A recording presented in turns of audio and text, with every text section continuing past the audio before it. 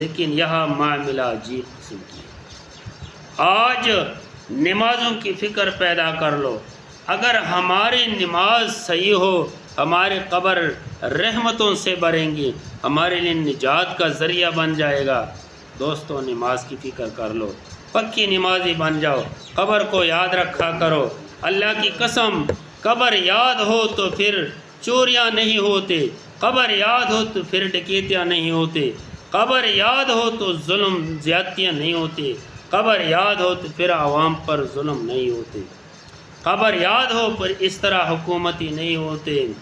آج میں اخبار میں پڑھا تھا، ہمارا ایک سائنسدان ہے ڈاکٹر سمر مند، اس نے ایک ایٹمی بجلی گھر بنایا ہے، اور اس نے بولا کہ پوری پاکستان میں فری بجلی فراہم کرتا ہو،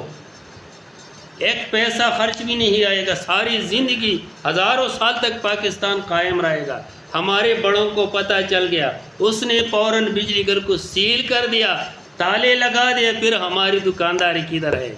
اگر قبر یاد ہو پھر اس طرح حالتیں نہیں ہوتی۔ وزارت حاصل کر کے رعایا کو بھی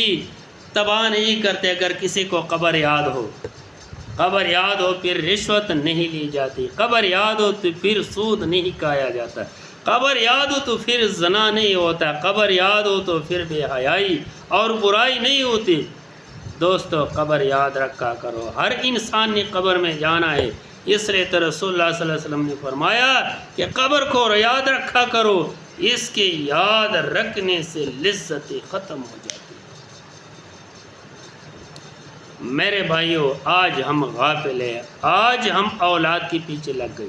یاروں کے پیچھے لگ گئے، دکانوں کے پیچھے لگ گئے، نماز چھوڑ دیتے ہیں، ہم اولاد کے خاطر حرام اور حلال کی تمیز نہیں کرتے، ہم ایسی دنیا دار بن گئے کہ ہمیں اللہ کی بھی پرواہ نہیں ہے۔ اللہ فرماتے ہیں الہاکم التکاثر، تم لوگوں نے کثرت کے مال میں غفلت میں ڈال دیا، حتیٰ زرتم المقابر، اچانک موت آ جائے گا اور قبر میں چلے جائے گی، لیکن کلا سوف تعلمون، پھر تمہیں پتہ چل جائے گا، یہ تیرے کام نہیں آئے گی۔ ہمیں دنیا عزیز ہے، دنیا پسند ہے،